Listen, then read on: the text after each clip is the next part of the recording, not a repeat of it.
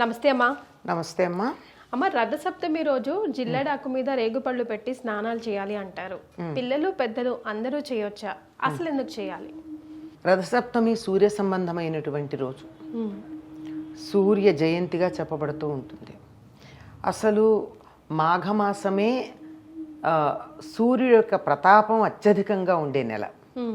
గజం కేవలం 500 రూపాయలతో 1210 గజాల భూమి కేవలం 6 లక్షలు మాత్రమే. ఇంకా మనకి గ్రీష్మ ఋతువు రాల.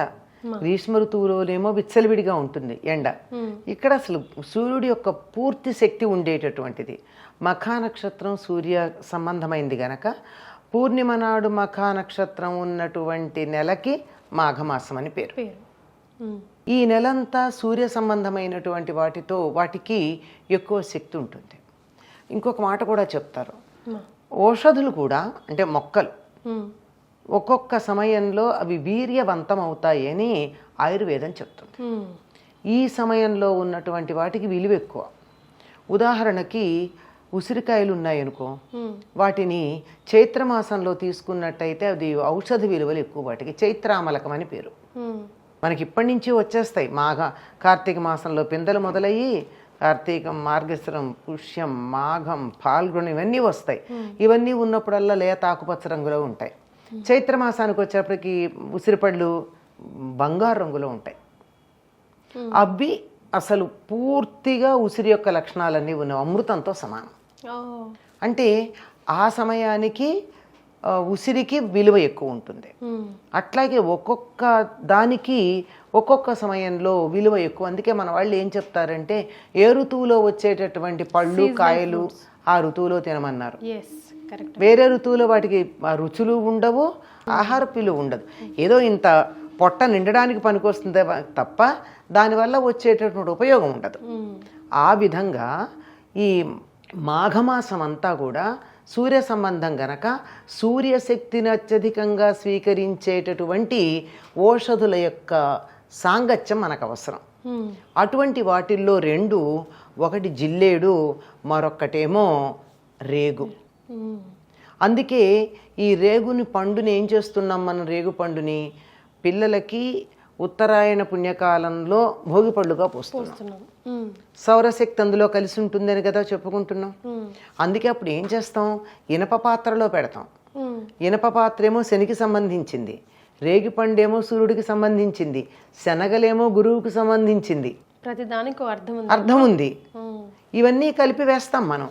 అట్లా రేగి పండు మనం పెట్టుకుంటాం. కానీ శాస్త్రంలో ఏం చెప్పబడిందంటే 7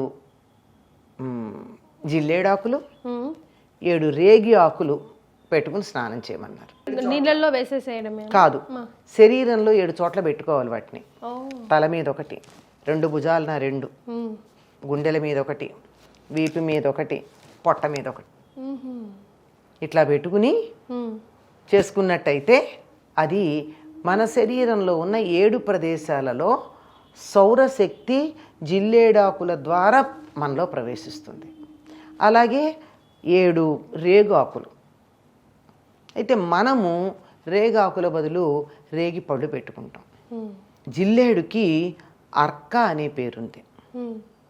అర్క అంటే సూర్యుడు, అర్కుడు అంటే సూర్యుడి యొక్క శక్తిని నేరుగా గ్రహించగలిగినటువంటి చెట్టు జిల్లేడు. అందువల్ల సౌరశక్తి మనలో ప్రవేశించాలంటే జిల్లేడుతో ప్రమేయం ఉండాలి. కానీ జిల్లేడుతో మనం ప్రమేయం పెట్టుకోం. ఎందుకంటే జిల్లేడు ఇంట్లో పెంచితే మంచిది కాదు అంటాం. ఎందుకు మంచిది కాదు అన్నది కూడా ఆలోచించాలి. అదంత విలువైంది అయినప్పుడు జిల్లేడు యొక్క పాలు హాని కలిగిస్తాయి. పిల్లలు పొరపాటున అట్లా వెళ్ళి ఆకు తెంపారు అనుకో, ఆకులో నుంచి సొన లాంటిది వస్తుంది.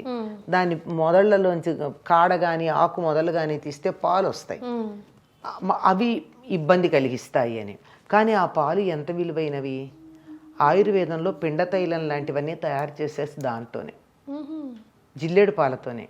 చాలా అద్భుతమైనటువంటిది. అసలు జిల్లేడు పాలు ఎంత ఖరీదో చెప్పలేం.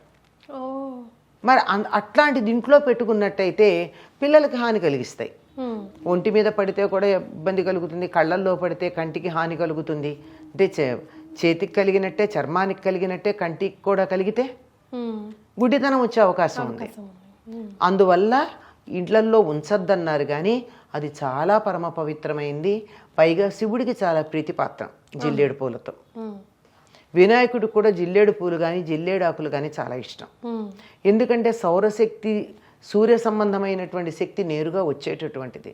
మీరు ఇంకా పాలదాకా చెప్తున్నారు, జిల్లేడు ఆకులతో కూడా చేసే ఔషధాలు ఉన్నాయి ఆయుర్వేదంలో. ఉమ్. చాలా విలువైనటువంటిది జిల్లేడు. ఉమ్.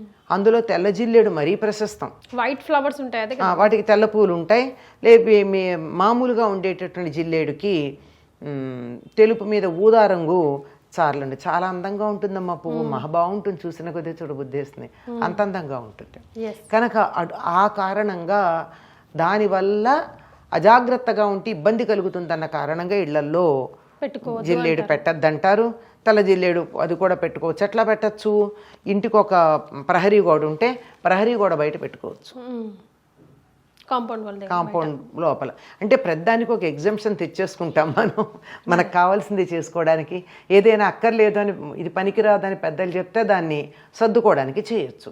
కనుక ఈ సౌరశక్తి మన శరీరంలో నేరుగా ప్రవేశించాలి గనక మాఘమాసంలో అత్యధికమైనటువంటి వీర్యవంతంగా ఈ జిల్లేడు ఉంటుంది గనక, శక్తివంతంగా ఉంటుంది గనక జిల్లేడుని తినలేము, తాగలేము. దాని శక్తి ఎలా వస్తుంది మనకి? అందుకని సహస్రారం ఇక్కడ పెట్టుకోవాలి, ఇక్కడ పెట్టుకోవాలి.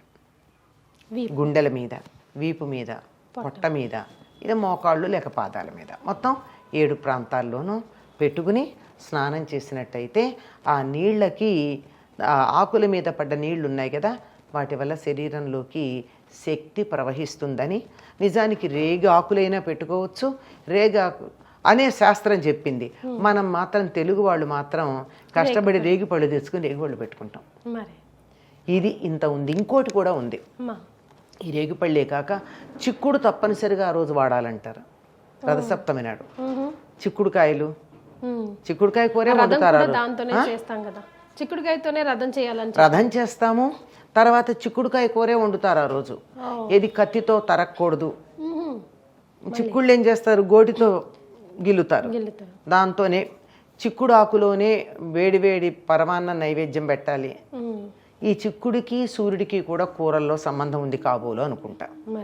ఆకుల్లోనేమో జిల్లేడు ఆకులు, పళ్ళల్లోనేమో రేగుపళ్ళు, కూరగాయల్లోనేమో చిక్కుడు ఆకులు అయ్యి ఉండాలి. లేకపోతే ఊరికే చెప్పరు మన వాళ్ళు. ఎందుకంటే చిక్కుడు ఆకులో పెట్టాము వేడివేడి పరమాన్నం, పెట్టిన తర్వాత అదేమైంది? ఆకులో ఉన్నటువంటి దాన్నంతా గ్రహిస్తుంది కదా సారాన్ని, అది మనం ప్రసాదంగా తింటున్నాం. అంతరిక్షంలో ఉండే గ్రహాల నుండి ప్రసరిస్తూ ఉన్నటువంటి శక్తిని ఏ రకంగా పట్టుకోవాలో మన వాళ్ళు చాలా ఒక సంప్రదాయాలు, ఆచారాలు అన్న పేరిట మనకు అందించారమ్మా. సౌరశక్తి అందుకునేటటువంటి అద్భుతమైనటువంటి కార్యక్రమం. చిన్నపిల్లలు, పెద్దవాళ్ళు అందరూ చేయాలమ్మా. ఇంకొక మాట ఇక్కడ, రేగుపళ్ళలా దిష్టి తీసి పోసేస్తే పిల్లలకి సంవత్సరం పాటు దిష్టి ఉండదన్నాం. అందుకే కదా భోగిపళ్ళు పోస్తాం, ఇలా తీసిపోస్తాం. అవి కింద మన పిల్లల్ని తీయద్దంటాం కదా, తినద్దంటాం కదా, ఎవరో ఒకళ్ళు బయట వాళ్ళని తీసుకోమని. మరి ఎందుకట్లా? దృష్టి దోషం ఉండదని. మరి పెద్దవాళ్ళకి ఎవరు భోగిపళ్ళు పోయారుగా, అజ్జత నెత్తిని పెట్టుకుని పోసుకోండి. మనకి మనమే పోసుకోవడం అనుకో ఒక రకంగా. చాలా సంతోషం అమ్మా, ధన్యవాదాలు.